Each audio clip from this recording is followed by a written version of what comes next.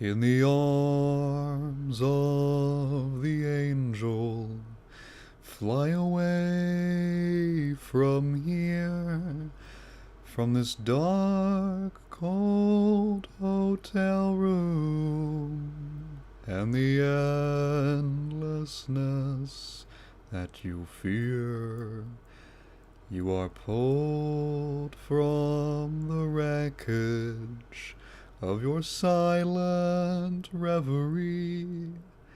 You're in the arms of the angel. May you find some comfort here. bit of a different intro to today's podcast, because this is going to be a bit of a different podcast. I don't know if I wouldn't call it a joke what just happened. It was a concept I came up with because I don't know if that worked at all. This is episode 15. Ooh, we're back to not remembering the numbers of any of the episodes. I think this is 15. Let's take a guess. How right am I? How right am I? Come on. I have to check my channel. Hang on. 15? Wait, no, yes, it is 15. Yes. Yeah. What the heck? The window's open. I don't know if that's gonna make any difference. I felt like leaving the window open today, so you might get the lovely chirping of birds, the lovely sound of planes going overhead.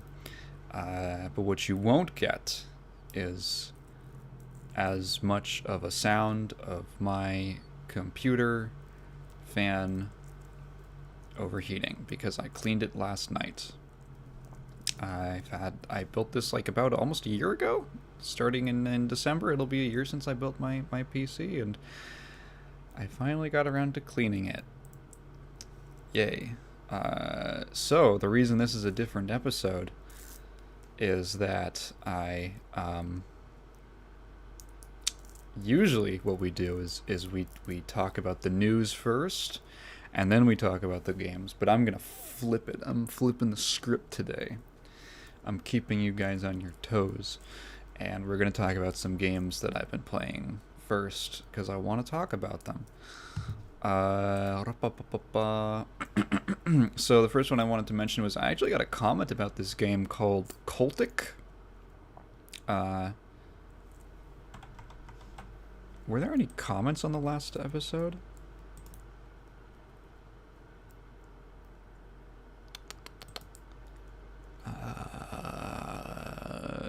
No real comment. No real questions, right? Yeah. Okay, there were comments. I probably should have checked that before I started recording. Anyway, so there's this game called Cultic, which is part of the there's a big FPS theme, namely 2 games today that I'm talking about. It's called Cultic. It's like a send up to Blood. For some reason, when I got this comment talking about this game Cultic, I looked it up, and all I was getting was Cultist Simulator, and I was like, what is this Cultic game? What is this? What are they talking about? Yeah, it's really good. The demo is free. It's just a really solid, really cool, what would you call it? I was gonna say vertical slice, but I don't think that's accurate. It's just a little proof of concept kind of what it's a demo. It is a demo of what the finished game is going to be. Yeah, it's not out yet. It's published by... It's a New Blood game, so it's published by New Blood.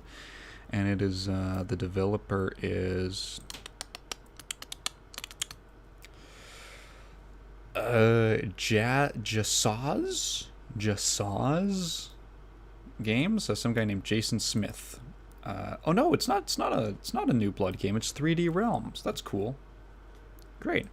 Yeah, it has a really nice, like, very like crunchy, low res, low poly art style, but really smooth animations and very vibrant, dynamic lighting effects. The guns feel really good, although it's a little awkward to actually switch between them, which was I wish for some reason you can't just use the scroll wheel. I don't know why. But it's basically it's kind of a send up to Blood, which is always a good thing in my book because Blood is one of my favorite games. It's killing cultists with shotguns and fire and dynamite. The first level is extremely intricate. It took me, how long was I playing that first level? About 2 hours to beat it. I don't remember if I got up to like eat and I left it running. I might have. Let's say like an hour and a half to beat one level. That's pretty good, right? That's and it was really well paced. Very intricate, not maze-like, but lots of interconnecting bits and objectives to complete that kind of unfold as you push forward. You come to a roadblock and you have to find an alternate path that will get you through there, and then you end up looping around, and it's very cool. The little, maybe it was just because I would have to play it for longer and really get into the feel of it, but it's a little difficult to make out enemies. It's a very dark game. It's very dark lighting. It also takes place basically just all at night. It has a very eerie, sort of like late night dusky glow to everything. And you do have a lighter. You have a lighter that you can use as sort of like a low-tech flashlight. And it is also what you use to light the dynamite, much like in Blood. So that was cool. Yeah, I'd highly recommend going and checking it out. It is free. In fact, the next game I wanted to talk about, I just wanted to mention Cultic because I remembered it right before I started recording, and I didn't want to go the episode without mentioning it. Check out Cultic, very cool game. Second thing I wanted to talk about, Lycanthorn 2, Reign of Beasts. So, Lycanthorn is a total conversion mod for Doom running in GZ Doom, and it is basically just a big Castlevania homage in the Doom engine. So you might be thinking Lycanthorn 2. Well, what happened to Lycanthorn 1? Lycanthorn 1, first of all, it comes with Lycanthorn 2, so you can just play either. You can play them in either order, or if you want to, you can play them however you want when you boot up the game. So Lycanthorn 1 is much more of a proof of concept than the sequel. The sequel, Reign of Beasts, is basically the real game, and Lycanthorn 1 is basically the hey, I have an idea part. Lycanthorn 1 is also not good. I really did not enjoy it, actually. There are good elements to it. I only say I'm only being harsh on it because the second game is really good. Lycanthorn 2 is really good, and I was kind of middling on the first one, and then playing the second one kind of retroactively made it worse in my mind. So Lycanthorn 1 is about something like 8 levels. Well, let's go over the positives of it. Number 1, the graphics are wonderful. The art style is great.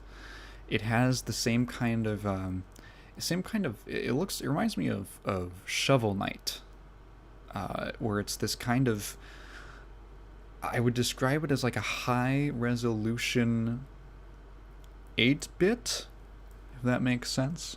Like the sprites themselves are quite large and detailed, or they can be, but they all adhere to the kind of like 4-color limitation of NES era graphics. So it leads to this sort of effect where, especially for the larger enemies or the more intricately detailed ones, they take on this appearance that reminds me of like really what would you say, like if you've ever seen like a really highly detailed, like gorgeous black and white sketch, like I'm trying to think of good examples, something in like monochrome, right, or you know, white and another color, something like that, or it doesn't have to be white, just two colors, right? Just there has to be an example that I'm just not thinking of. For some reason, H.R. Geiger's coming to mind. Does that check out? Sort of checks out. A bit like that. I don't know exactly how close, but a little bit like that. Not in terms of like what it's depicting, but just like the intricacy of like how much detail it is for only really using like black and white. Same thing with this kind of like high-res 8-bit art style, where it's just two colors really, like red and white or red and black, blue and black. Usually black and white are like the black or white are the negative space colors, or what's used for shading. And there's like one or maybe two dominant colors, like a darker green, and then a lighter green for shading, you know, stuff like that. And it looks absolutely gorgeous. The sprite work in both of these games is any compliments I give to Lycanthorn 1 are going to carry over to the second game, and basically every criticism of the first game does not carry over to the second game, for the most part, I think. So the art style is really great. I love looking at that game. This game. Number 2, the music is great. It is basically a Castlevania remix album. Many songs on the soundtrack borrow shamelessly from Castlevania, quoting it all the time. I was a little taken aback, but it sounds great. It is a great reinterpretation of those soundtracks, and it's not like it's just a remix. That's maybe exaggerating it a little bit, but it definitely quotes from it a lot. It quotes from the classic Castlevania soundtrack a lot. Third thing, the movement is amazing. I love the way the movement is. So the main character is this, I guess she's like a werewolf or a wolf person. That's where the lichen part of the title comes from. Her name is Rain. She's a vampire hunter. So as Rain, you have an axe, which is your melee attack, and your primary, really only weapon. You have so that's like primary. That's your primary fire. You have hearts, which are called souls, but they're just hearts from Castlevania, and they work the exact same way, which is how you throw your little holy water bomb, which isn't really... It's basically just like a kind of short-range projectile that... I don't know if it does more damage, it might, than just the regular axe. The axe is pretty... I don't know, it seems pretty strong. There's really not much to compare it against. And then by right-clicking, you do a kick move. So when you kick, you don't just kick, you lunge. It's like a dashing attack, basically. And the actual attack part of it is pretty underwhelming. It does like no damage. However, the movement the movement that you get out of this ability, this kick, is just it is sublime. So if you just kick on the ground, you get like a little distance, right? You get a little distance. If you kick in the air, you just go zipping, you go flying, and it is great. I absolutely love speeding around at just Mach speed, kicking around the game. It is so fun. And it's the only time, usually like when I play FPSs, I don't tend to like ignore enemies that much, but you'll see that in like speed runs, they just kind of run past all the enemies. In this game, I was like, yeah, I'm just gonna speed through everything, because moving is a lot more fun than... What the hell is going on outside my door? Because moving is a lot more fun than fighting. The fuck? I'm gonna pause for a second till the noise stops. I think it's gone. Alright, where was I? Oh yeah, right. So the actual combat is a little weird because the axe isn't like super close range. Like it has a little kind of a misleading distance to it. The main problem that I have with the game is that it's just the design, it just doesn't click. I'll explain. You kind of like, you go through the levels and they're all very short, like very short. That's why it really does feel like it's just a demo or a proof of concept. You just kind of speed through. You sometimes have to deal with enemies. The actual like design of the enemies and like what they do is fine. You know, there's like some ones that run at you, there's some ones that throw things at you, there's ones that just that's kind of it actually. Are there any other enemies in Lycanthorn 1, like in terms of behavior? I'm trying to think. I don't remember. And the actual like design of the levels doesn't really, even though they look really cool and I love the visual style, it isn't like super conducive to interesting combat encounters. And then the bosses all suck. All of the bosses in Lycanthorn 1 are terrible, and I hated doing them. All of the bosses function the exact same way, pretty much. They are essentially moving turrets, stationary turrets, and they just stay in one spot and they throw projectiles at you, and you strafe around them, but like not really. So it's like all of the boss encounters take place in like very tight enclosed spaces where you can't move around very much, and you also have like a melee weapon only, really. So you just, there were a lot of instances where I was trying to like circle strafe, and then I just got caught on a wall that really didn't seem like I should get caught on it, and the collision was very odd. It always felt like tighter and more cramped, and like I didn't have that much room to move around, which was a shame because the movement feels really good because it's in like Doom. It's in the Doom engine, and you have this thing that lets you go really fast. All of them have literally the exact same behavior, and you just kind of dodge and sometimes stun lock them.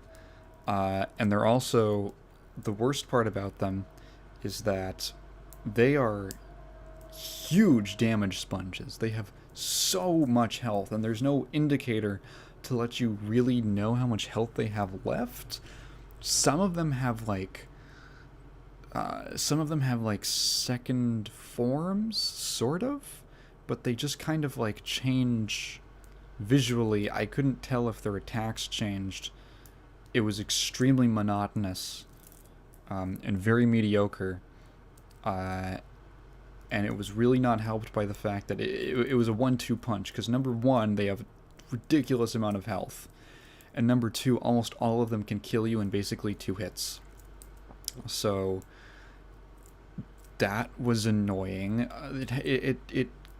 The way that, like, projectiles, because a lot of them just shoot projectiles at you, the way it was calculated, like how you take damage, was a little, I don't know, it was a little not great. It was all not fun.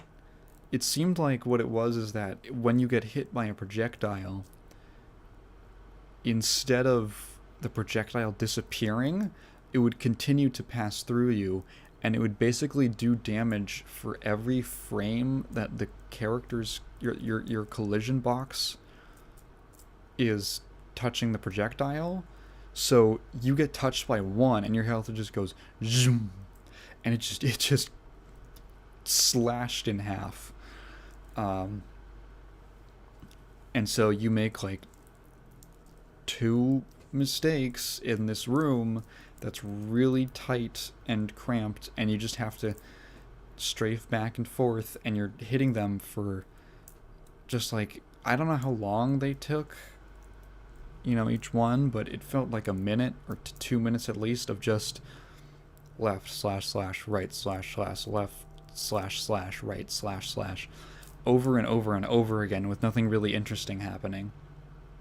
And then you do that about 8 times, and then you beat the game. So you go through levels that are not terribly interesting, that are not terribly long, where the movement is fun, but the design of the levels and the placement of the enemies isn't super conducive to interesting combat encounters. And then you fight 8 bosses that are each very monotonous and boring and uninteresting. And the best parts about the game are the movement, which is not capitalized on as much, and the visuals and soundtrack. So then Lycanthorn 2 comes out, and it rectifies basically every problem that I had with the first game. It's like a real game. It's like a real ass game. It's like the first game, but if it was good, and it had blossomed. It takes a ton of inspiration from Castlevania 3, which is great, and it's so weird to me. Okay, here's a side note. It's so weird to me that Castlevania 3 just kind of happened, and then like nothing. They didn't do anything with it. It's so weird. It was so weird to me, because you got like, okay, so you look at the creative progression of the series. Castlevania 1 is a linear, level-based game. You just A to B. Nothing complicated about it. You're always going forward. Castlevania 2, they were like, let's get experimental. Let's do an open world at a time when nobody really knows how to do an open world. And the only game that I think did an open world properly was Zelda 1. And that game, I think, like, sort of,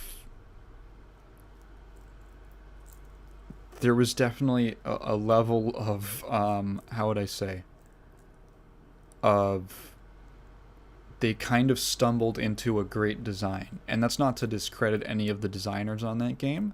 It's just, video games were very new, and no one knew how to make these games, and they happened to have the instincts that led to how to make one correctly. Simon's Quest was instincts that led them to make the game incorrectly. It's incredibly convoluted. It's really not that fun. It's full of padding. It doesn't really do much with the concepts from the original game. It just sort of does its own thing, and it's not great.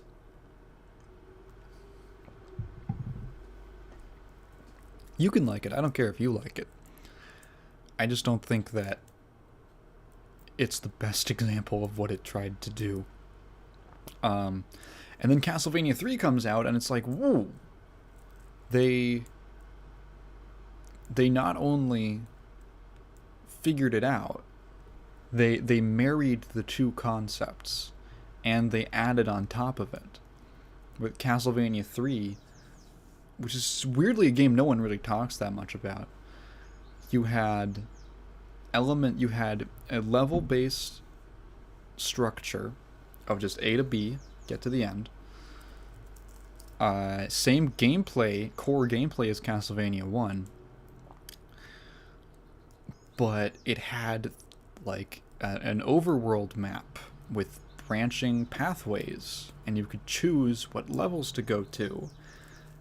So you have this like this you keep the element of like choice and moving around the world from Castlevania 2, but you cut out all the bullshit riddles and weird, incredibly obscure nonsense puzzles you have to solve, and replace it with the really solid gameplay of Castlevania 1. And then you add on to that the really cool idea of having multiple characters. There's 4 playable characters in Castlevania 3.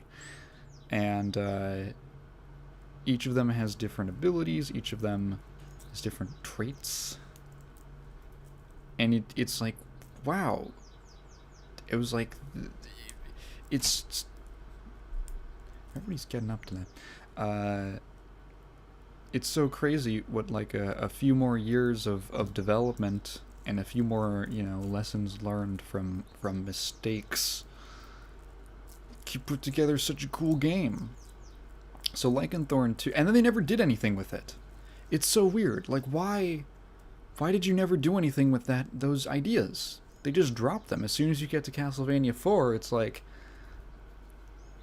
wait, Castlevania 4 doesn't let you choose between levels, right? I don't think so. No. And there's only one character. And it's like, why? Why did we just drop all these great ideas from the first game, or from the last game? Why did we do that? It's not a bad game at all. It's just, why? And they never went back to it.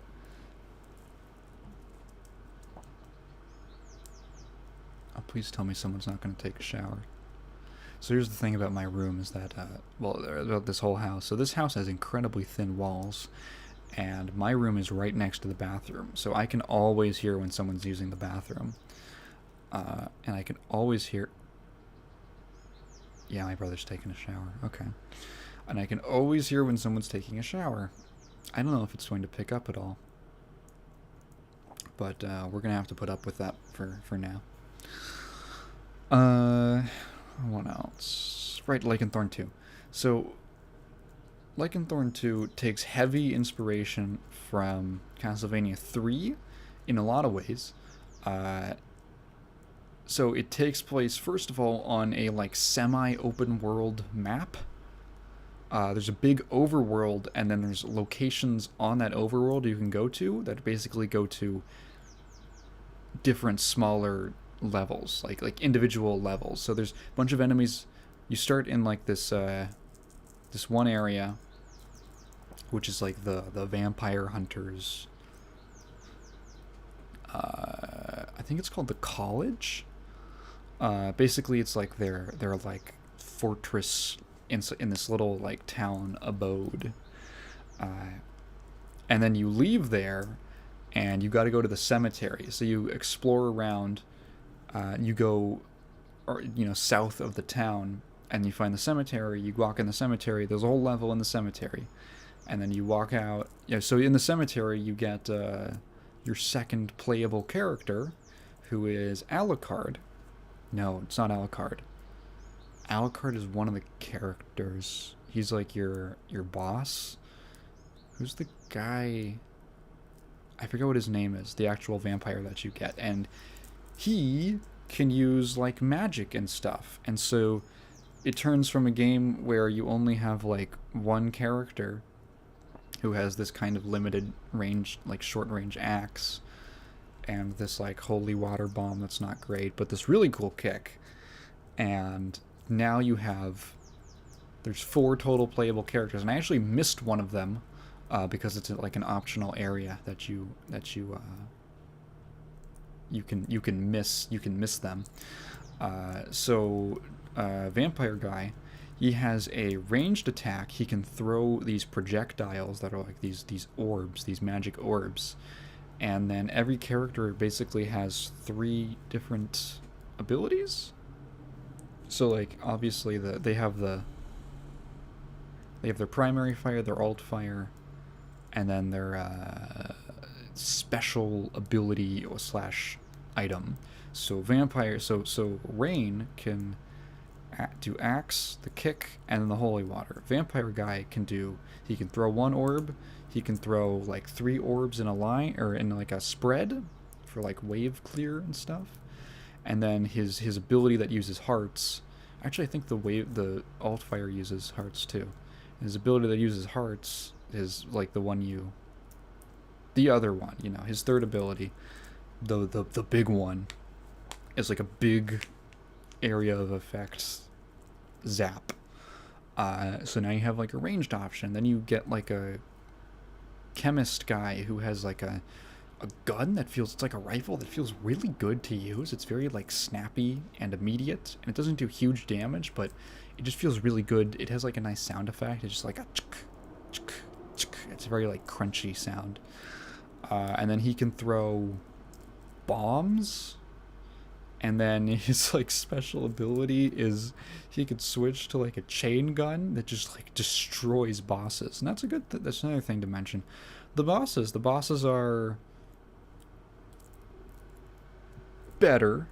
They're better. They move around. They have a few more different behaviors than the first game. Most importantly, they have a life bar, which is good. So you can actually see how much progress you're making. You can get a little bit of feedback. The bosses are fine. In general, having multiple characters, what it does is it lets the designer be a little more out there, I think, with what they're willing to throw at the player, because you can design an encounter or design an area to be really difficult for one character to overcome, but easier for another one. So even if the combat itself is not particularly more difficult than the first game, it's a lot more engaging, because you're thinking about whether or not you should swap to a character. What character do you want to use? Who would be good in this situation? Sometimes you just want to like zip around, so you just go to Rain. Sometimes you want to, if there's like a height, there's like a weird thing that happens with the engine. I don't know if it's the engine or the way that the chemist guy is coded, but his rifle, if you try and shoot, you like can't shoot. Maybe it's just because I had,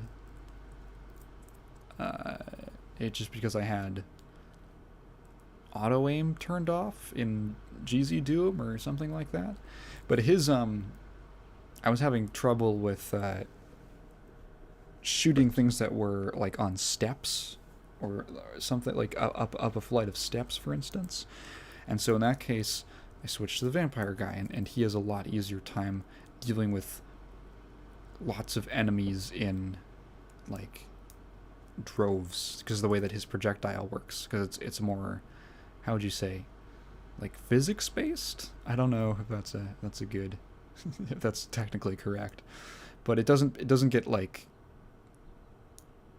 it's a little more reliable than the rifle, which is faster and slightly less damage. And there's like all these trade-offs and these decisions that you're making, and it's also helped by the fact that all the encounters are way more interestingly designed, because there's all of these areas that you go to that have kind of different themes. Like, so the basic structure is like, okay, there's kind of like 2 halves to this map. There's in a basic sense, if I recreate it in my mind, there's like the left portion of the island that you start on, and then there's like a big, basically just gap, just crevice in between that and the right half of the island. And then above, you can scale kind of like to the upper level, which is north of both halves, and it kind of joins them. And so you have to kind of travel, you have to travel through, to get to the right half, you have to go north up to the, you know, the higher altitude, and then go through an ice, there's like an ice area. There's all these different, like, very, it feels like you're walking around, like, you know, in like a JRPG when there's just, it'll be like a forest right next to a desert, and it's just because it's just like you just kind of take it as like a representation. It's a bit of like a suspension of disbelief of like, okay, you know, it's depicting on the overworld the regions of the world. This feels like walking around in like a first person version of that, where everything's kind of exaggerated. So you're like, okay, so you have to go to every single location in order to get to the final boss. But in order to do that, there's like items you need to get to progress. It's a little, I can't believe we're bringing this back from last week, a little Metroidvania-like, and in the fact that it's like, okay, so I got my vampire guy, where do I go next? And I see, oh, there's a what is it? Oh, I'm trying to remember what it's called on the map. It's like a lighthouse, I'm pretty sure. There was like actually a map. Okay, yeah, the map doesn't help me. There's like a Steam guide with a map of it, but it doesn't actually say what they're called. So it'll be like, oh, there's an observatory that you go to, that's nearby, but you can't enter because you don't have the astrologist's key.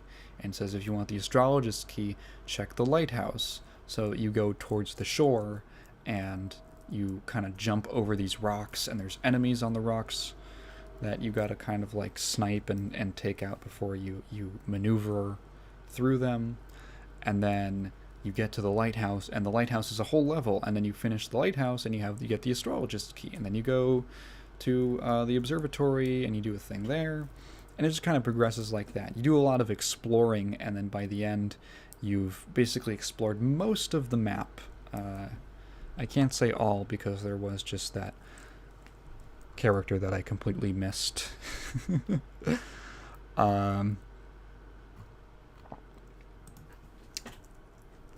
And it's really, it feels like the designer, who, let me actually look up.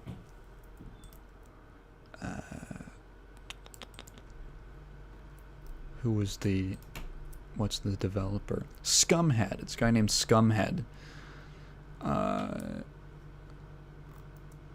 Who I think published it on like an itch.io thing. Developer Scumhead.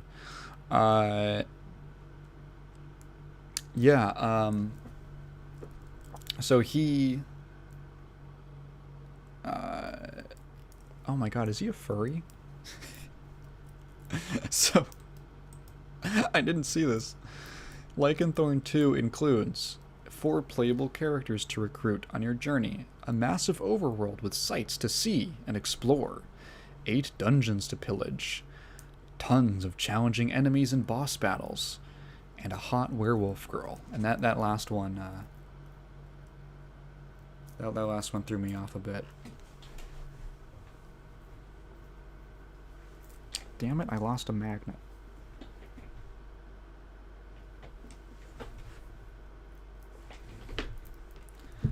They're like a bunch of like little magnetic balls, and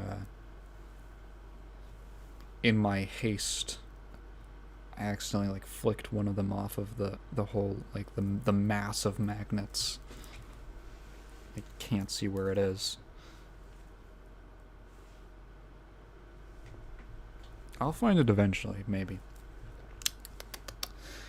Yeah, so, Lycanthorn 2, same great soundtrack, same great visuals, uh, generally way more enjoyable in terms of, like, creativity. There's a part where, you gotta go and you can, like, go up this mountain pass, and there's, like, a fish at the end. At, like, one end of it, there's a giant fish, and you can walk into the fish's mouth, and it's a level, and you go through the fish, and it's got, like, you can see, like, the rib cage and the different parts of it, and it's like a generally smaller level, but it's really cool. And there's, like, these, like, exploding enemies that are introduced. There's, like, an interesting, I think, like, so there's, like, a day-night cycle, now that I think of it.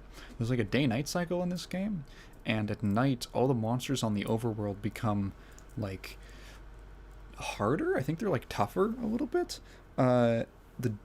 The skeletons go from being, like, orange skeleton dudes to, like, on fire, but it's, like, multicolored flashing rave fire. It looks pretty cool.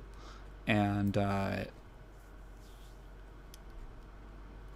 yeah, I don't know if it has that much effect on gameplay. Um, but yeah, not a lot of secrets now that I think about it. For being usually a lot of Doom mods will just have secrets because it's just kind of a staple of the engine. But really none in this that I can really remember. Yeah, overall, really good game. It's really short, so a couple, pros about this. One, it's really short. Two, it's very, what the heck? There's a level on the Steam page. There's a level that I never saw. Maybe that's the character that I missed.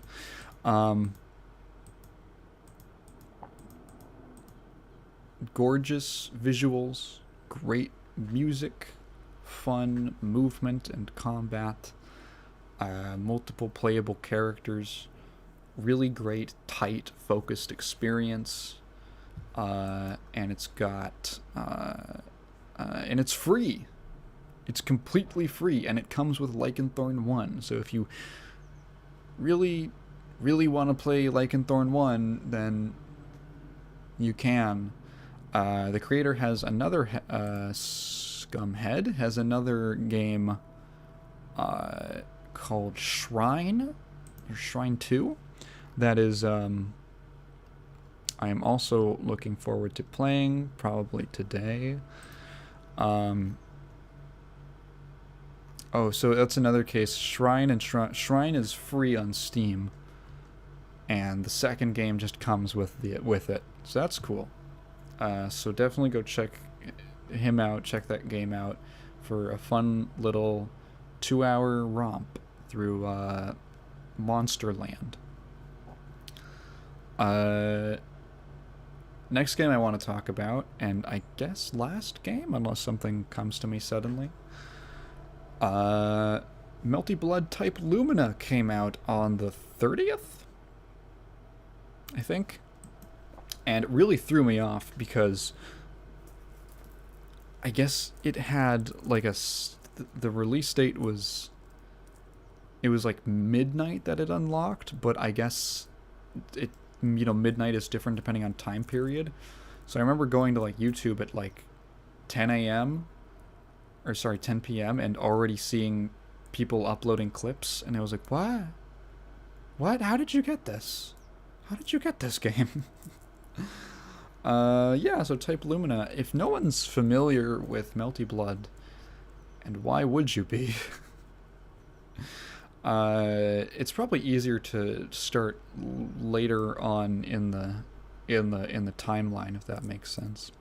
So if you're familiar at all with the Fate series, like Fate Stay Night, Fate Zero, Fate Grand Order, all those, that is produced by a team called a Dojin Circle, called which is just like an indie studio called Type Moon.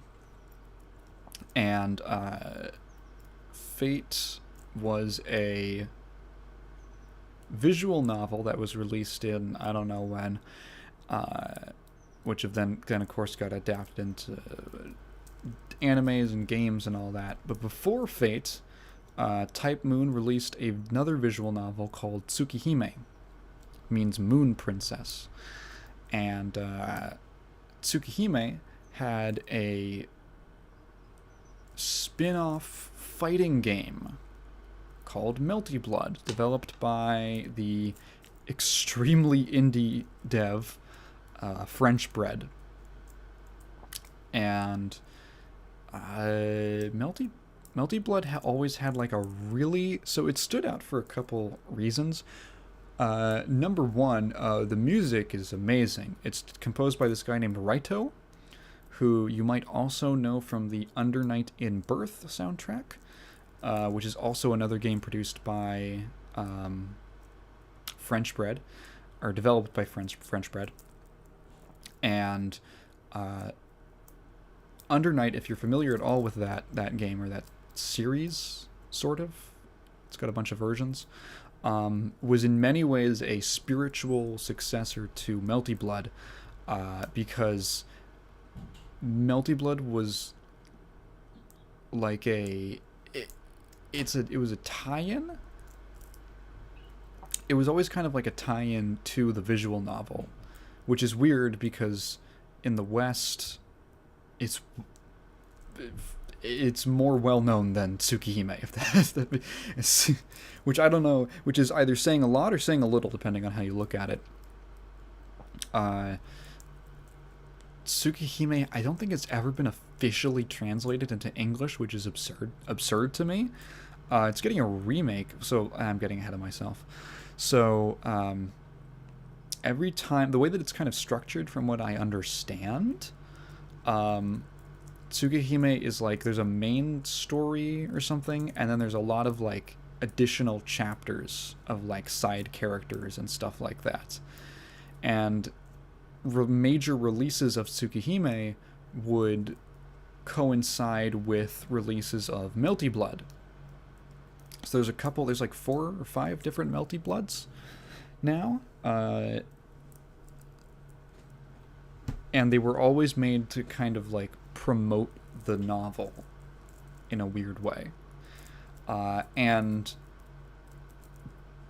there has not been anything going on in Tsukihime for 10 years. So the last, or when was the last, I don't know when the last actual chapter of Tsukihime was released, but the last version of Melty Blood, so there was Melty Blood Actress Again, and then it got an update called Current Code.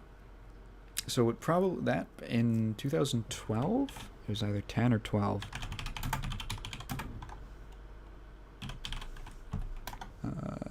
Current Code was, please just tell me when it released. I guess I have to go to Wikipedia. Current Code 2011. So it's been a good 10 years since the last Melty Blood. Actress Again. Yeah. I can't see anything that suggests... I can't see anything that suggests it was released to... Oh, yeah! Oh, so I was thinking, I was like, I could have sworn that they were all released to kind of like promote the original novel or the main series. I was like, I can't see anything on this Wikipedia page to suggest that Actress Again was...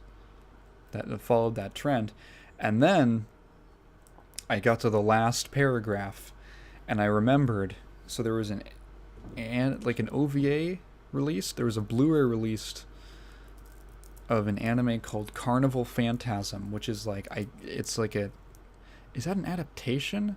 It's a comedy spin-off of the Tsukihime characters and the Fate characters.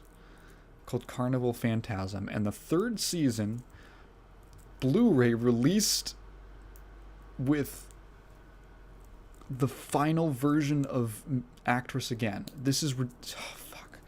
I hate Japanese release. Like, why can't they just make it easy?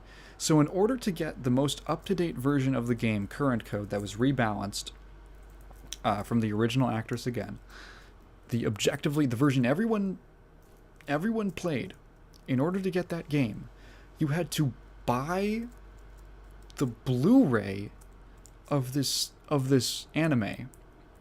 It was never released just on its own. It was never even released as like a patch or an update or anything. You had to buy a Blu-ray. And now, I don't know if you know this, but Blu-rays for animes, especially like a few years, they usually don't get like particularly large prints unless they're really popular shows or from big studios, which, you know, a Type Moon was not in 2011. They were actually... It didn't get a wide... This is not the type of thing that would get a wide release, right? So, I remember hearing about this. In order to get current code, you would have to buy the Blu-ray of Carnival Phantasm for like $300 online from a reseller, because like it was so scarce. And then it literally just came, you would put it into your computer, and there would be like an MP4 of the anime, and then right underneath it was just the exe file for the game. So of course it was just immediately ripped and pirated. And for the longest time, the main way to play it was just the pirated version of the game, because there was no official release, because they never bothered to release it officially. Until it was released on Steam, I think, in 2016. The only problem was that the Steam release had garbage delay-based netcode, and the Community Edition, as it was called, which was the pirated version, has rollback. So, like, why would you ever play it through Steam? Oh my god, it was such a fucking mess. I've always wanted to get into Melty Blood because it's cool. It's really cool. I think the music is great. The characters are cool. The only problem is that it's just so inaccessible on a basic level. I just want to boot up a game and go into matchmaking. And the problem with the Community Edition, which is the only one anyone's going to be playing online, is that because of the time that it was put together, there was no matchmaking, because it's not through anything like Fightcade, which gives you kind of like a safe front end to connect to people. If you want to play someone with the community version of Actress Again current code, you would have to basically give your IP address to someone else so that you could connect peer-to-peer. So no, as much as I was interested in that game, I know I'm not doing that. Which is why, so it was always this thing of like, okay, are they ever going to come out with a new Melty Blood?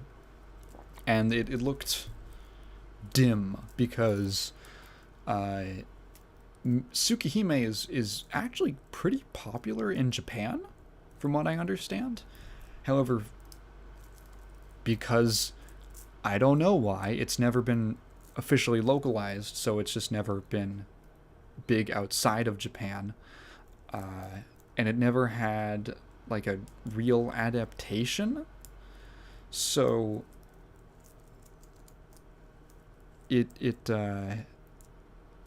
I guess there's from what I've read, I'm not super up into this, but from what I've read, there was a bunch of internal problems that led to basically just constant delays of anything more coming out for Tsukihime, any more chapters or major releases.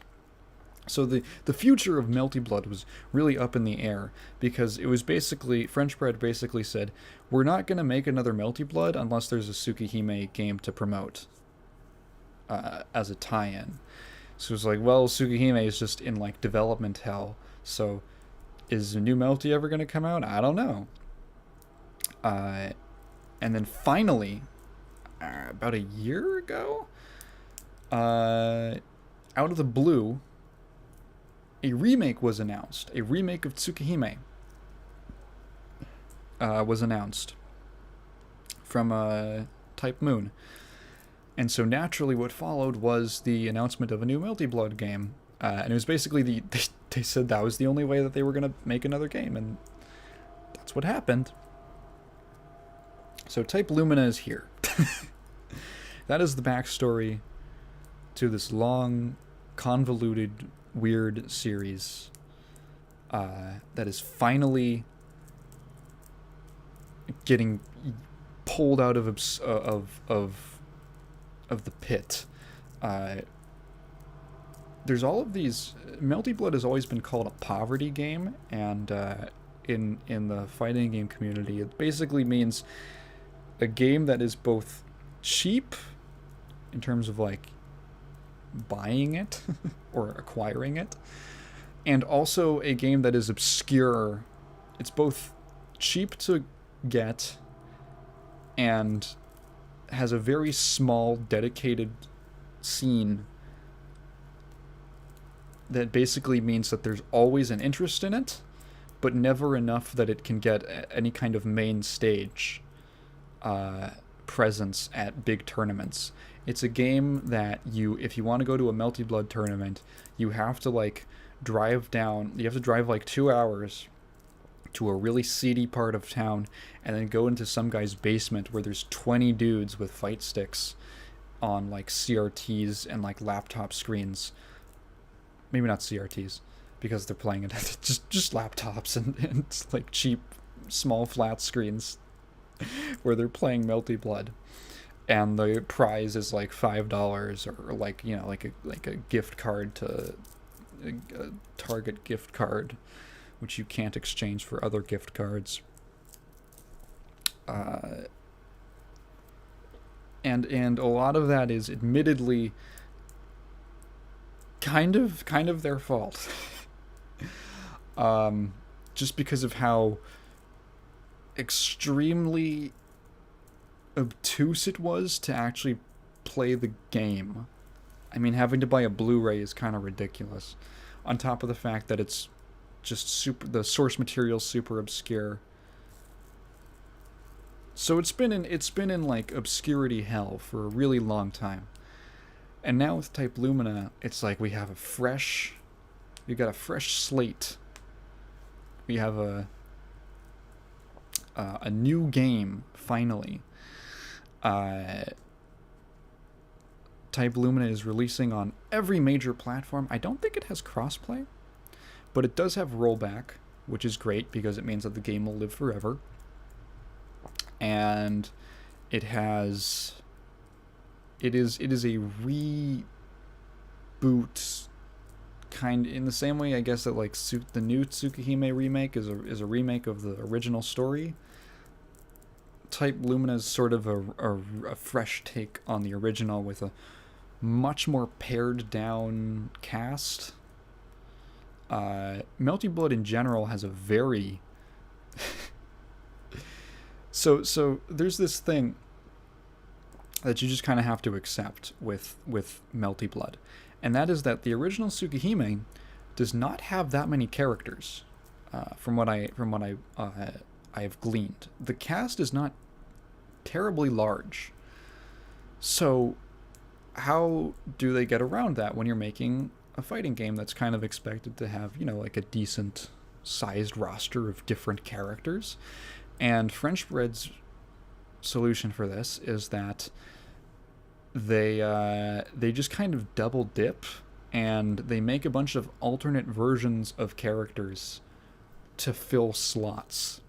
So if you just look at like the actress again select screen, actors again, current code, characters, there's like, let me see if I can actually count how many actual unique characters there are. Okay, 1, 2, 3, 4, 5, 6, 7, 8, 9, 10, 11,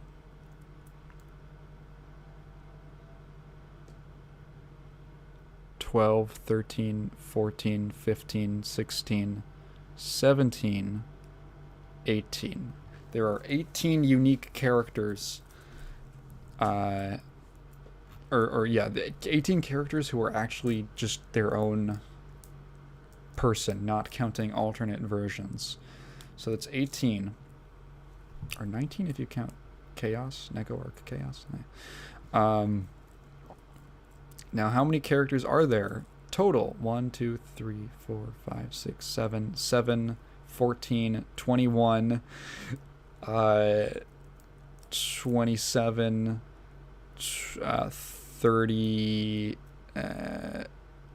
not 27, 26, 31.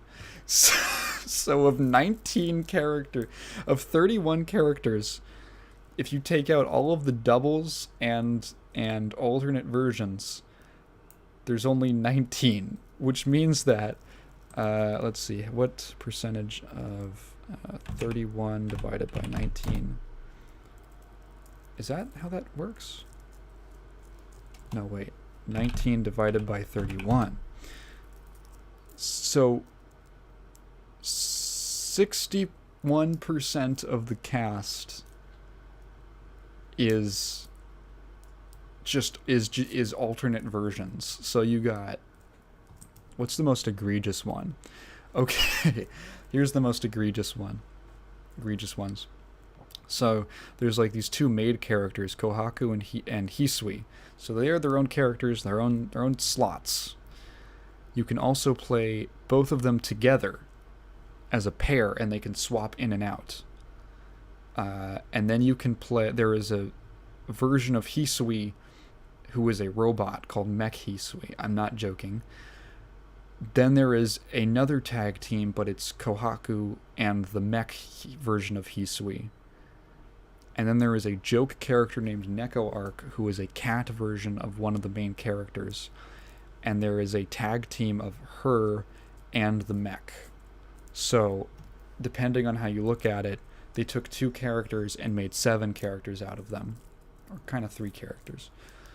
Melty Blood does this all the time. There are so many double dips. And in Type Lumina, for a game that has 14 characters? Let's I have to... Where is it? Where's this game? Here it is. Melty Blood Type Lumina. 1, 2, 3, 4, 5, 6, 7, 8, 9, 10, 11, 12, 13, 14. 14 characters. How many of these are double dips? 1, 2. Okay, that's not too bad when you compare it to the last game. So there's still the maid team, and then there's an alternate version of one of the main characters. So that's not too bad. But when you look at it, it's okay. I think I should probably start talking about the actual game. I've just been kind of ranting and raving about the history and weirdness of this series. So the game is fun. It is very fun. I don't know if it has much to offer people who are not already into fighting games, or who are more casual players. It's a little hard for me to get into that mindset. It does have like a very how would I say it?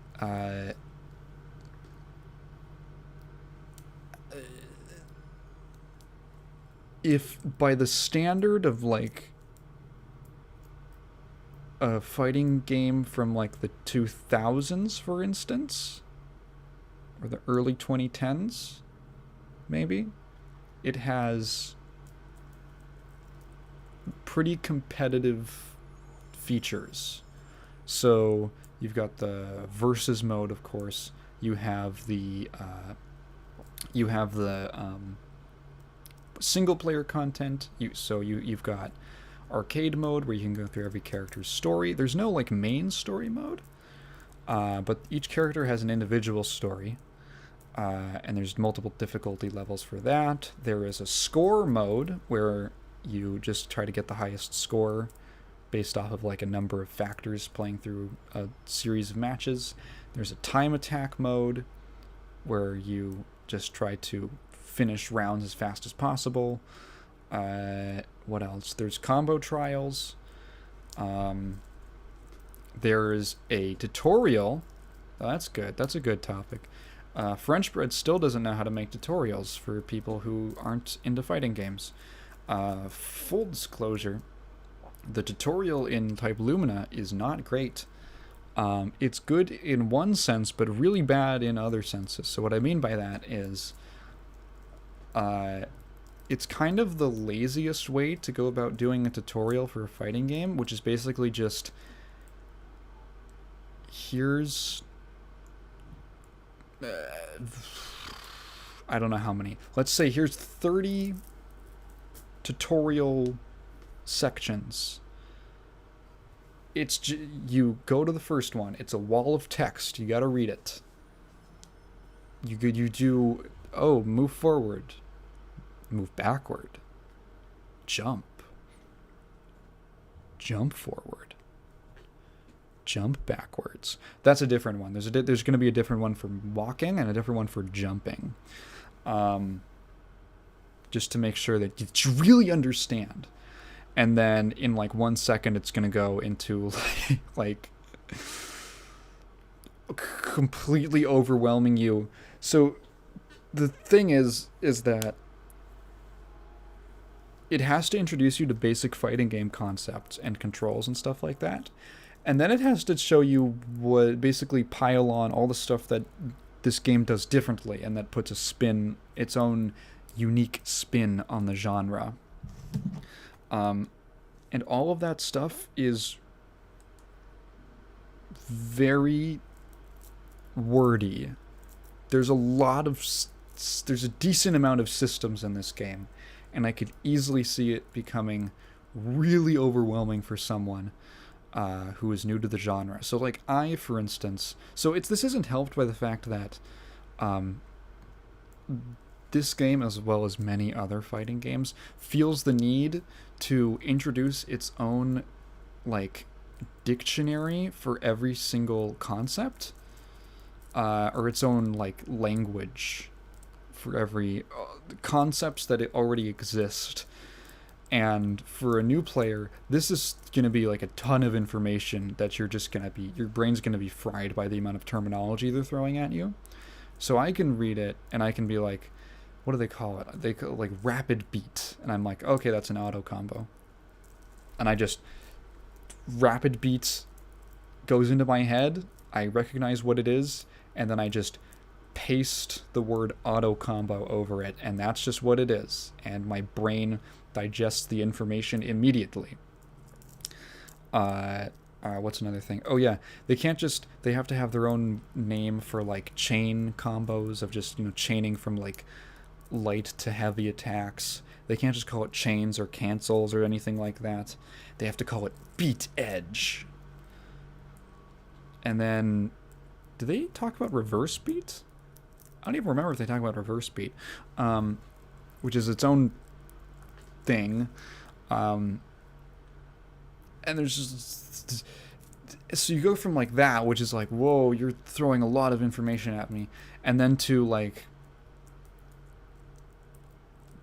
weird examples where the one, I feel like I'm trying to remember, the one for I think the moon drive or the moon gauge, is the tutorial lesson on that is literally just a box pops up that says, it just explains what the moon gauge is and what it does and how it works, and then you hit OK, and then it says you did it, next lesson.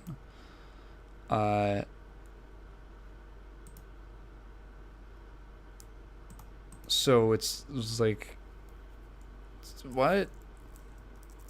Okay. Even I, as someone who like knows most of the stuff or has the context for it was like, this is not a great tutorial. Feels kind of phoned in.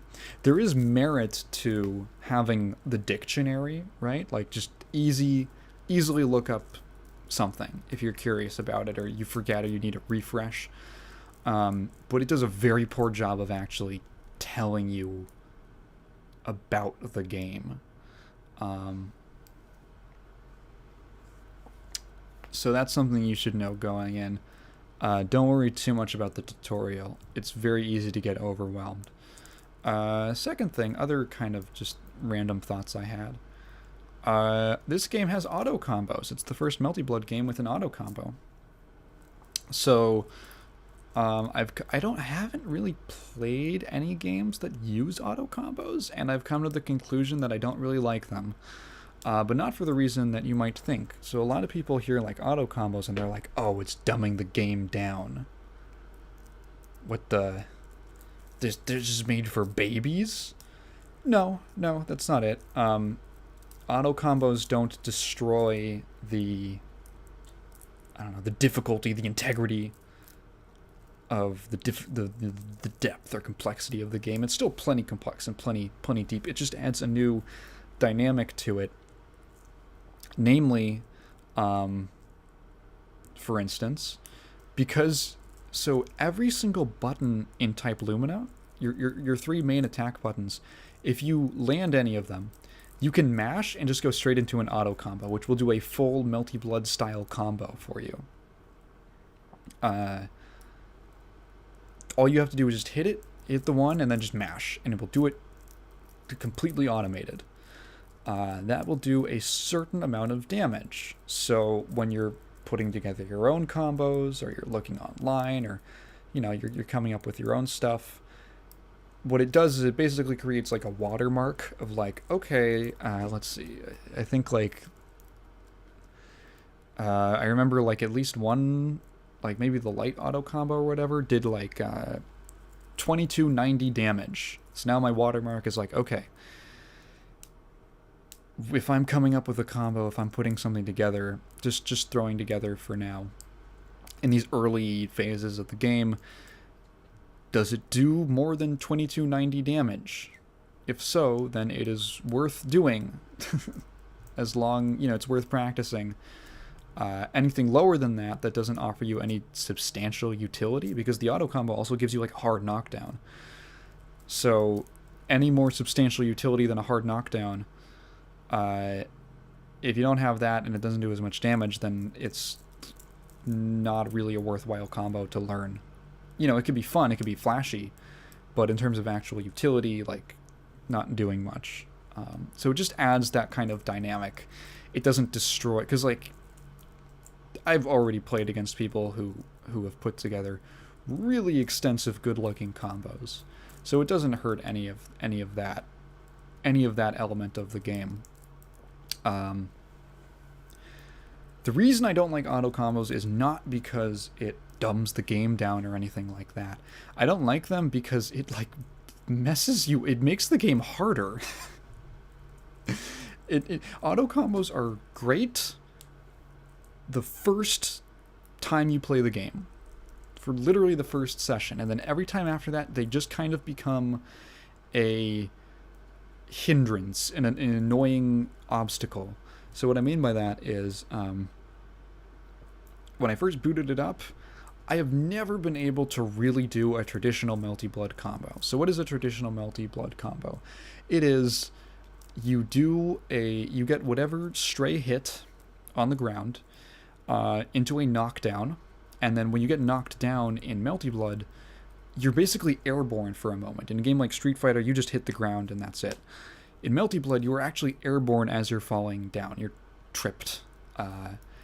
While they are falling, you basically clip them with a standing attack that will raise them up. Now instead of falling, you're smacking them upwards and will basically launch them. And then you jump with them, and then you do like attacks in Melty are A, B, and C. So you do B, C, and then you re-jump. You do a double jump, and then BC again, and then to end it, you do an air throw. And air throws always knock down when they hit the ground.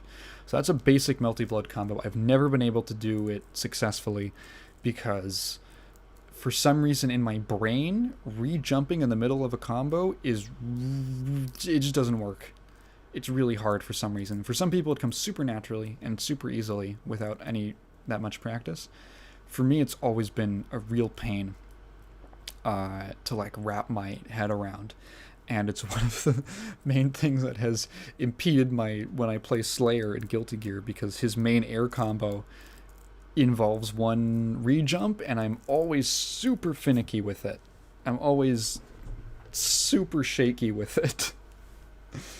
So if you just mash, you do it, and it does it automatically for you. Great, cool. And if you, for instance, if you land a hit in the air, you can also just mash again, and it will give you basically the aerial bit of the auto combo. Or it'll just kind of give you the ender. It'll give you like 2 hits and then air throw. So that's all well and good. So when I first booted it up and I started experimenting and messing around, I was like, wow, cool.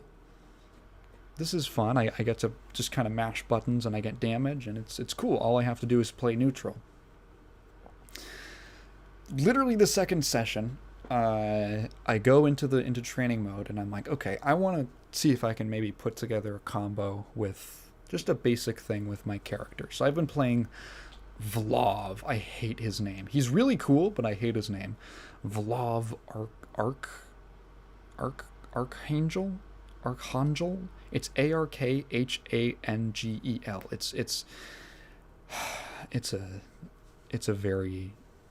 It's a very Type Moon name, is all I'll say. So I just thought, okay, really basic thing I put together. Basically any stray hit into like follow up to like hit confirm, so just 2 hits, and then cancel that into one of his special moves. He has a special move that is like, it's a series of, it's like a sword slash, and it's like a 3-part thing that you can like hit the input again to do the follow-ups. So he does this 3-part sword slash. It's called a Rekka series in fighting games. I try not to be too like lingo heavy when I talk about this stuff, but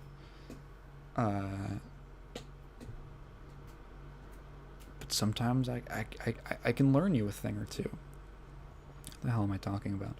So it's just this really basic combo. It sends them full screen, and then he's got like projectiles, which means that once they're full screen, you can use you can leverage your projectiles. You can use them to harass the opponent, and then force them to try and approach you. That's another thing. Let's put a pin in that, approaching and projectiles in this game, because it's a little funky. It's a little new. So great. I put together that combo, and just this really basic thing of literally 3 hits into a special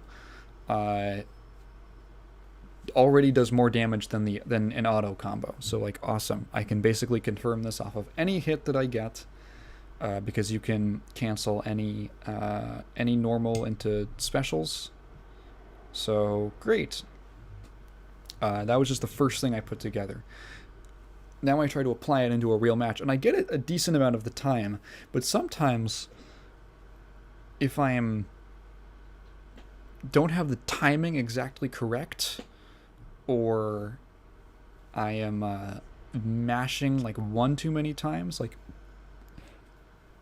it's pretty common to mash a little bit to get combos out, in the sense that like there is a certain window, like a certain window of frames that you have to get the input for the next move in. And so just like double tapping the button, for instance, just something that's pretty common that a lot of people do to increase their chances of hitting the window, right? If I'm a little too imprecise with my mashing, which is funny because you have to mash precisely, or the timing is just a little off, instead of doing the combo that I put together that's better, I will get an auto combo, which I don't really want. So that's kind of, it feels like I kind of have to fight against the the auto combo system. It's like this thing that I'm trying to avoid, right? Like every now and again, basically, if you're in a situation where you can auto combo, the way the combo system works with how, much freedom you have to just cancel into specials and stuff, it's kind of just better to just not use the auto combo. Which is, when people, FGC boomer types will lament the inclusion of auto combos into a game, when really, like, when you're at any kind of like even intermediate level of play, you kind of stop using them, or you only really use them to get slightly easier hit confirms. Other than that, like, it doesn't like make the game dumber. It just makes it slightly easier to just kind of jump in and hit buttons and get cool stuff to happen. So I do like the way that the combat feels. It's very... French bread games always have a really nice feel because their sound effects are really like punchy and slashy and like... And the visual effects of all the hits are good. There's a nice hit stop depending on the strength of the move. The whole presentation is gorgeous. I should talk about the presentation. So one of the things that always made Melty Blood stand out, especially to like an audience that had no idea what Tsukihime was, is that the sprites were never the most like high resolution things in the world. But they had so many frames of animation. It is like crazy how good the animation on the sprites in the older Melty Blood titles is. Like, it's just like it's so gorgeous. And Type Lumina basically carries that forward, and it has the same fidelity of animation, but with even higher quality sprites. And a bunch of really nice visual effects that I'm not entirely sure how they got. It must have been like something that they put together in like built specifically for this engine or something like that. I don't know what engine it's programmed on, but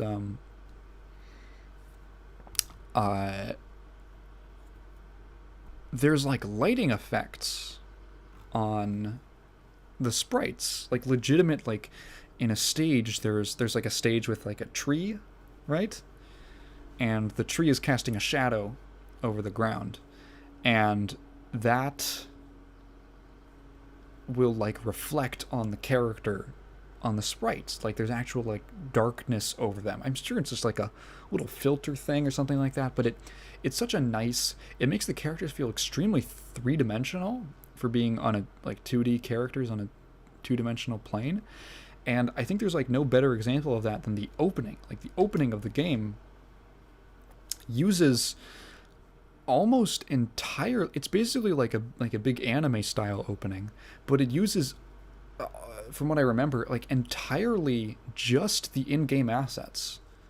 Maybe like some custom backgrounds and stuff, but just taking the character sprites and like, sized up and rotated, and it looks amazing. It looks so good. It's practically a machinima, but it looks like amazing. Just this like sprite animation. The presentation is super strong. I really like the UI. I think the whole visual design of all the menus and stuff and the actual interface is great. I think it's personally what King of Fighters 15 should have done. I think KOF 15, I think the UI in that game looks ugly. I think they went for minimalism, but it's like too minimal. It looks unfinished. Type Lumina is like the perfect level of minimalism where it's not super busy, right?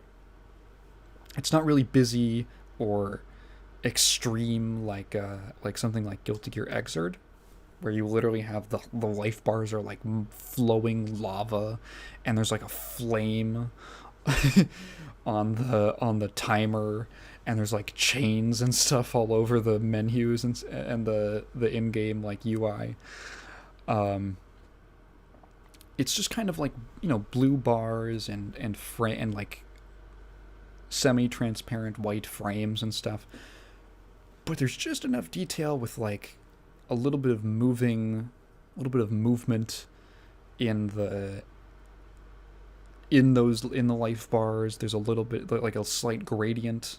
There's every time a nice little detail is every time a character gets hit, their portrait in the corner of the screen shakes a little bit. It's extremely clean, but not boring. It's really good. Whoever designed the UI deserves a raise. They made a really simple looking, elegant interface for a fairly complex game, which I commend. What else? What else about Type Lumina? The online is amazing. The online is great. I've had no problems whatsoever. Well, I've had a couple hiccups, but that was mainly like, okay, this opponent, they were on like Wi-Fi or something. But in general, it works really, really well. So no problems with the online. There was like a weird bug on day one where trying to do any online matchmaking would lead to the game basically soft locking and freezing. And you got around that, strangely enough, by going into Steam settings and then changing the the download region to Europe, somewhere in Europe, which I didn't even know you could do that. And then restarting Steam, opening the game back up, and then suddenly it worked. For some reason, if your download region was in North America, it just froze. I've never heard of that. I don't know why that would even happen. But it got patched on basically day 2, so yeah. The online experience is great. It is exactly what you would want. You can make lobbies of up to 8 players. You can do a bunch of different settings for how many rounds you want. What kind of if you want the winner to stay on or something like that, what kind of rotation you want. It's great. It works really well. It's extremely solid, and it's easy to play online. So thank God. You can do training mode matchmaking, which all of these things, it sucks because all of these things should be just standard features. But they're not in every game. So thank you. Thank you, Type Moon, for actually, or French Bread, for actually putting in nice competitive features that make your game easier to play. There's no obtuse, poorly designed lobbies like in Strive that break all the time. You don't have to wait 4 minutes for the title screen to load. I'm just criticizing whoever designed a lot of elements of Strive. That game it's fun, but it's so hard to play. It's so hard to just boot up. This game is really easy to boot up, which is nice. What else? Oh, I love the customization. I love the customization in this game. So, Melty Blood games have always had, well, I don't know, always had, at least in Actress Again, every character, which is the only one that I've really played, every character has like literally 36 different alternate colors, which is great. I love it. The more alternate colors you have, the better. This game has only 13. However, or is it 10? There's only 10. 10 colors for each character.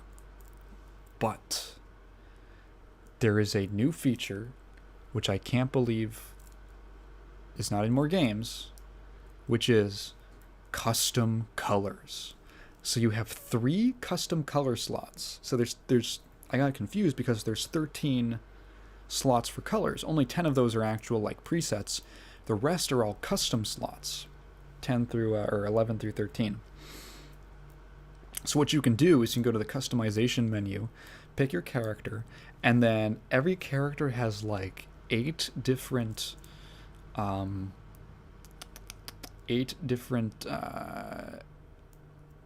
sections,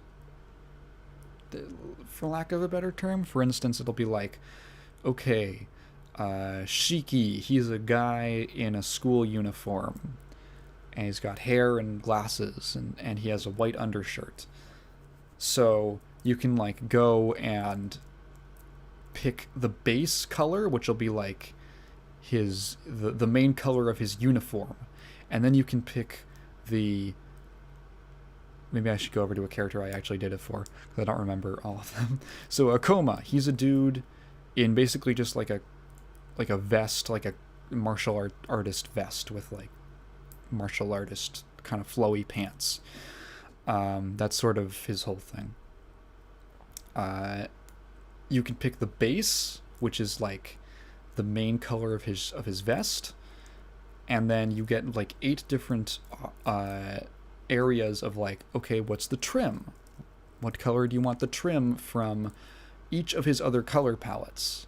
So you get 10 options of mixing and matching. So they split the characters up into a bunch of different sections, and then you get to mix and match the colors for each of those sections from their existing palettes. And it's really cool.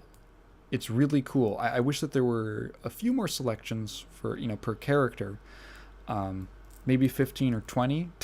Maybe that's asking a lot, but really, I'm sure it'll be in DLC or whatever fucking thing they decide to do. Really cool. I'm a huge fan of that. Custom or alternate colors are a big... They're a weirdly personal thing in fighting games, because you don't have a ton of ways in fighting games to visually express your character, which is why I think that like one of the reasons people really love Tekken, because Tekken 7 has some would argue they went too far with their character customization, with how many different props and outfits and little weird doodads you can put on your character to make them look completely different. But that's important to people because it's just a way to express yourself, to visually express your character. Like, people love free-to-play games with a bunch of different skins. You know how much money League of Legends makes just from skins? Bazillions of dollars. It's like one of the highest earning companies in the world. I might just be making up that statistic. People love to pick something that visually identifies them. And so the more colors you have in your game, the better, because it's one of the few ways that you can immediately show people just something that you choose, right? About how you want to represent yourself online, or in however you want to play your character. So like for me, for instance, in Plus R, my Slayer color, I have a Slayer color. My color Slayer is EX Dust, because there's 4 different palettes. There's 4 different like sets of colors in Plus R, and each one has 5 different options. So my Slayer color is EX Dust, and that's like the white suit with the black undershirt and the mint green tie and accents. And that's my Slayer. It's the black, white, and the mint green. And that's how I like identify myself, to the point where when I watch gameplay of other Slayers, I see them and I think, oh, that's another Slayer. But when I see sometimes like a clip or some match footage of a Slayer player using my color, my brain looks at the character and has to do a double take, because I have to go like, is this footage of me playing? Just like without me even thinking about it. Because that's my color, and that's how I like identify myself. So colors are great. More customization options are great. I'm a huge fan of the custom color idea. I hope it makes its way into as many games as possible. Because I feel like it wouldn't be too difficult to do something like you just, especially with like 3D models, for instance, like pick a color, or split the character's model into like several different areas, just like this. I feel like it would be even easier with a 3D model. I might be just making stuff up here, but you could like split the model into different areas and then just let you just pick whatever color for that area. I think that would be really neat. I think that would be super cool, and it would let people express themselves in a genre that's already one of the most expressive in terms of gameplay. What else? I haven't really talked about the mechanics besides the auto combos. Yeah, so Melty Blood, the game's only been out for a couple days, right? So it hasn't been developed as much. And from what I've gleaned from what I've seen of past games, this game is a lot more horizontal than it is vertical. Melty Blood has a really intense air game where a lot of combat happens in the air because air counter hits are extremely bad if it happens to you. They're very vital parts of the match, because when you get counter hit in the air, if you don't know what a counter hit is in a fighting game, it's basically when you are hit during the startup of your own attack. So it's basically a if anyone ever says that fighting games are just about mashing buttons, there is literally a mechanic that almost every fighting game ever uses that is a direct penalty for mashing buttons, because if you're just mashing and hitting buttons and throwing out attacks mindlessly, and someone recognizes that, they can very easily exploit it with by just hitting you with a fast move while you're mashing. And then counter hits usually lead to, every game kind of does it a little differently, but for the most part they lead to you get stunned for longer, which means that certain things can combo that otherwise wouldn't. Some attacks have different properties if they get counter hits, which you can kind of like, for instance, Slayer, to pull from an example I know, he has like a big stupid punch move called a Pile Bunker, and hitting this move is like drugs because it just does a big punch and launches the opponent backwards. Well, if Pile Bunker gets a counter hit, you get wall splat. They just stick against the wall, which leads to many more combo opportunities. So that's basic idea of what counter hit is. And in Melty Blood, when you get a counter hit in the air, you are in basically a helpless state until you hit the ground. So hitting someone in the air with a counter hit is really good, because what it does is it basically sets you up to, you get the hit and they kind of like bounce upward from it, which gives you time to land, and then basically just stand there and wait for them to fall directly on your next attack, and it gives you a guaranteed big damage combo, assuming that you can actually land the combo, which I cannot most of the time. I have gotten a couple, and they feel really cool to get when you get the air counter hit, and then you land, and then that is really fun. I enjoy that a lot. So a lot of the game ends up taking place in the air because people are trying to bait out counter hits and stuff like that. There's a really really interesting choice with this thing called the moon system. So in previous games, the moon system was basically there were three different styles. There were three different moons for every character, and the moons represented different styles of that character, which basically meant that the roster was tripled in size because some of them could play completely differently. from one character to the next, depending on which moon style you were using. In this game, the moon system is back, but it's only really in name, and it's not styles anymore. It's a gauge at the top that fills up when you do damage or take damage, and it does like a couple things. You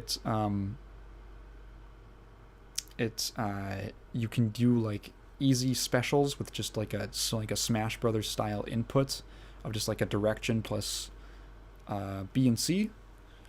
And then you have the Moon Drive, which when you have 50% moon gauge, you can pop it and you go into Moon Drive. Taigen Moon Drive, if you will. And you get like, I don't even know what Moon Drive does, to be honest. I just know that it freezes for a second. Moon Drive makes moon skills cheaper. Blah blah blah. Oh, you get more like movement options in the air and stuff like that. You can triple jump, you can double air dash. That's cool. And the main use that was kind of getting memed on before the game's release was shield. Wake up, Moondrive, shield. So because Moondrive pauses the game for a second, you basically get to see what your opponent's doing and then react, which lets you do this thing called shielding. So shielding is also completely different in this game compared to previous games. Shielding in previous games was basically just a stronger version of blocking, and you had a little shield gauge, and when it ran out, you wouldn't be able to shield. I think you get launched up. You didn't want the shield gauge to break. In this game, shielding is basically a more powerful version of block that it's not even really a block, it's like a counter move. So if you shield an attack, you get the choice of one of three follow-ups. You can do like a retaliation attack. You can teleport behind your opponent, and like teleport behind and above them in a nothing personnel kid way, and then you can do an invincible strike through. And so this basically opens up. It's a very literal way of putting a rock paper scissors mechanic into the game, because once you shield, okay, if you attack someone and they shield your attack, you can immediately shield after them, but they can delay when they do their follow-up, and there's like some recovery. Like shielding is slow if you do it raw, and then when you drop your shield, there's like a second of recovery, so it's kind of slow. So there's this whole mind game of shielding, and then what follow-up are they going to use? Are they going to use teleport? Are they going to use the retaliation like launcher? Are they going to use the invincible strike through? And then so then my opponent is going to delay. No, my opponent's going to shield whatever follow-up I do, so then I'm going to shield myself, and I'm going to block their follow-up. It's really complex, and basically it breaks down to you can counter the counter, and then you can counter the counter to the counter type thing. And it just leads to, I've seen clips of just extremely anime teleporting around and behind and jumping through and clashing and freeze framing. It looks cool. It's very tricky for me, at least, to wrap my head around, and I'm very bad at using it. And then, of course, it can be countered by just running up and throwing your opponent. So I have no idea if it's a very unique system. I've never seen it before. And I feel like in something that is that overt about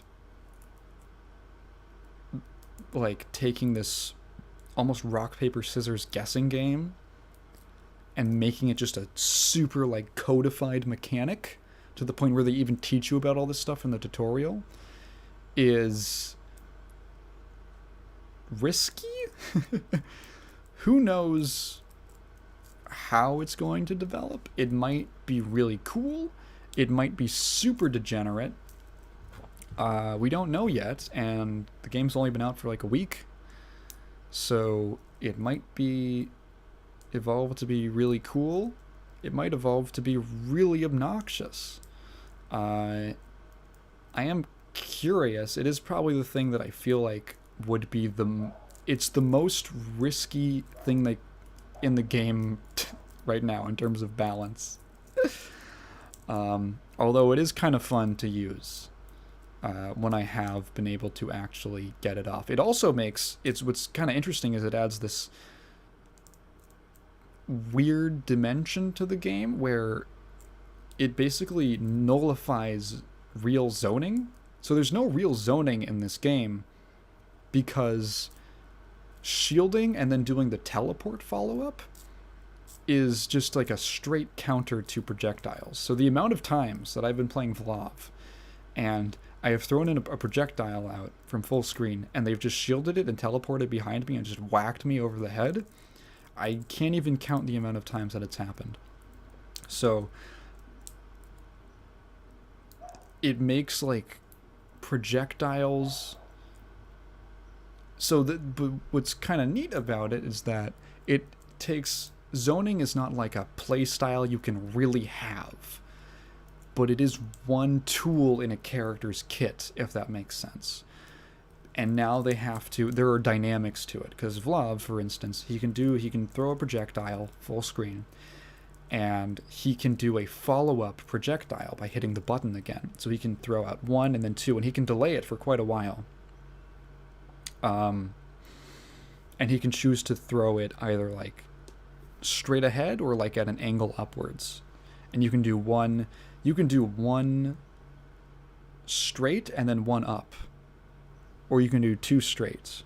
Or you can hold the button down on the second hit, or the second projectile, and then 2 will come out, 1 straight and then 1 at an angle. It makes more, all of this is real. There's always like a bunch of different like variations of specials in Melty Blood, and it sounds really complicated to explain, but it's really not, like in practice. So it adds this game of like, okay, I can throw a projectile. Let's say I want to throw like 2 straight fireballs, right? I want to bet that I can hit the first one, which will basically give me a guarantee that the second one's going to hit. Well, if I do that, I am now risking getting punished for it, because if they shield and teleport, I am still going to be in the recovery of the second fireball, and I'm going to get punished. However, it's because shielding has some startup, you have a little bit of wiggle room to kind of establish how you throw projectiles and like what kind of pattern you want to get your opponent used to you throwing them in. Like, I'm going to throw 1 high, 1 low. I'm going to throw 2 high. I'm going to jump up and I'm going to throw, you do it in the air too. I'm going to do it like this. And then it just all goes back to this mind game thing of like, can I surprise them with 2 projectiles? Or are they going to be on top of it and they're just going to shield and punish me and teleport me, and then I'm going to be in big trouble? Or can I bait that I'm going to do a second one, and then actually when they teleport, I'm going to shield myself, then counter them, and then they're going to get punished for not reading the second that there was only 1 projectile.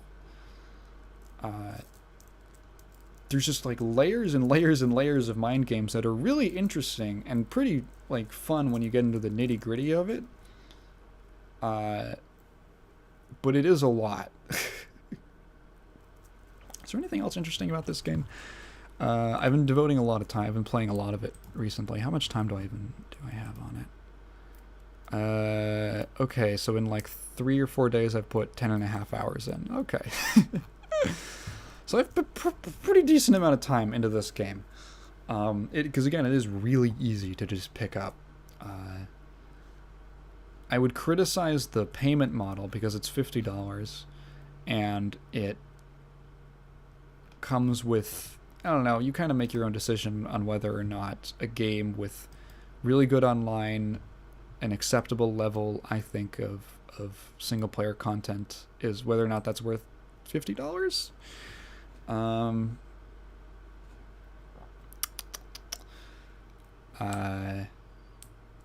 So the ultimate question, and probably what the title of this podcast is going to be, Melty Blood type Lumina. Does it bang? I would say, yeah, mostly. It is fun. It is a really fun game, even when I get my ass kicked.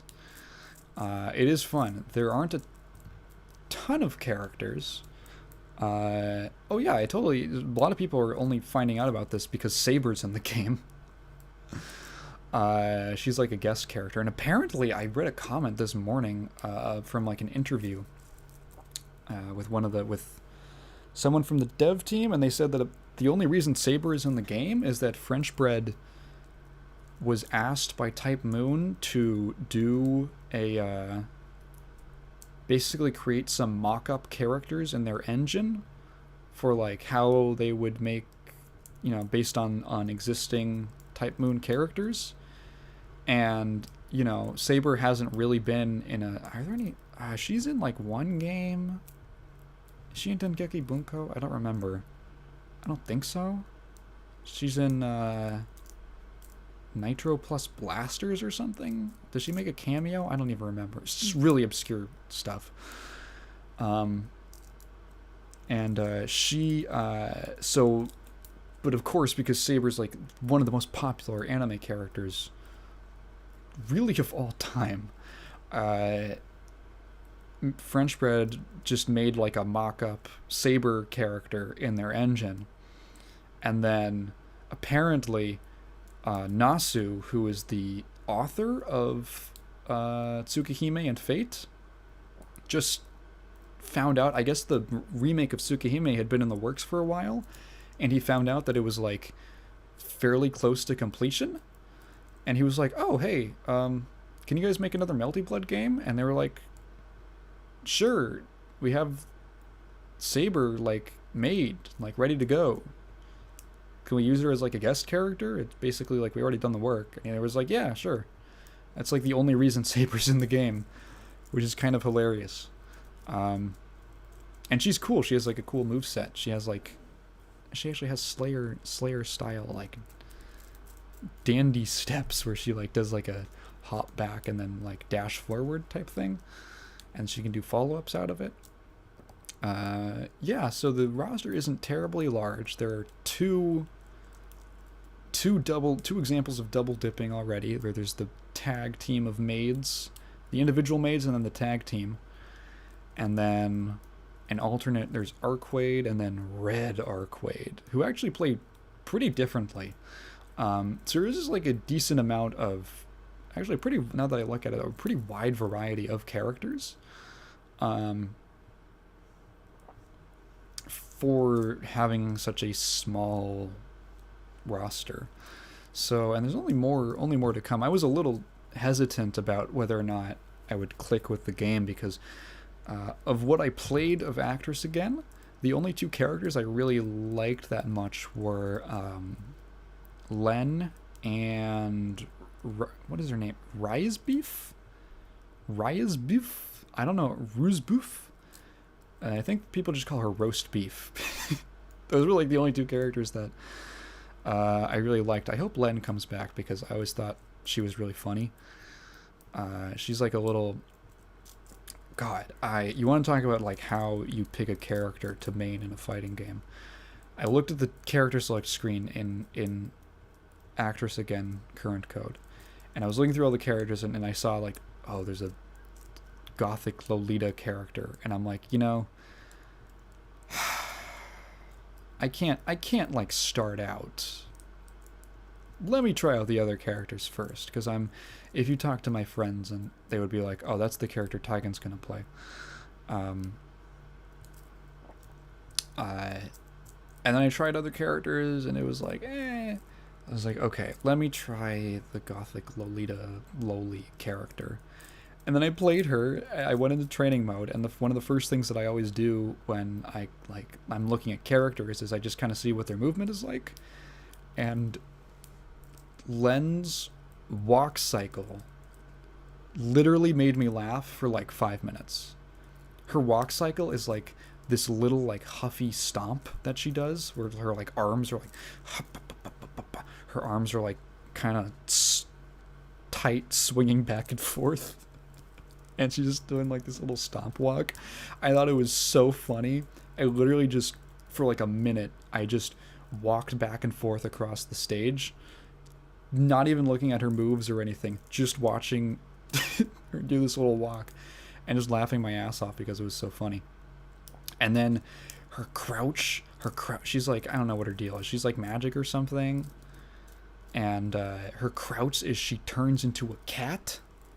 She fades into a cat, and she can walk while she's crouching, and the cat will like walk around. I was like, that's awesome. I was like, she turns into a cat? That's amazing. I gotta play this character. And then she just so happened to have a like playstyle and moveset that really clicked with me. I generally like characters who have really high damage and good neutral attacks, like good kind of mid-range buttons to hit. And she just so happened to like fit the bill. And I was like, wow, this is super cool. And then Rizbeef kind of did the same thing, where she just had really easy, simple combos. But mostly I really liked Len. And I loved her design. I thought it was cool. All of her animations of like her walking and crouch walking and all that it was so immediately endearing that I was like, yeah, I have to play this character. I hope she comes back. Probably in like, she was I mean, there's not many characters that they can to pick from to bring back. There's a couple that people want. Mainly I've seen like Nero, who's like a really cool dude who has like, he's a big dude with like a trench coat, and his trench coat has 666 demons inside, and they're all like shadow creatures. So he has like, he opens his jacket and there like a rhino comes out. It's like a shadow rhino, and that's like one of his attacks. And he can like throw like a deer out, and the deer will like run around and like act passively like while he's moving around and doing stuff. He has like a super where he just releases a bunch of like crows and they just shoot like feathers down. Really visually cool character. Like he opens his jacket and like a gigantic praying mantis claw comes out and like does a stab, and then it like flicks upward and it launches. Really cool character.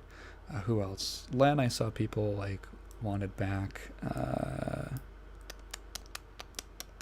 Ryogi, who is another Type Moon character from Garden of Sinners, which is a series of movies. Well, it's a visual novel, but it has some movie adaptations. Who else do people want back? Oh boy, what was why don't I just look at the character select again for the game?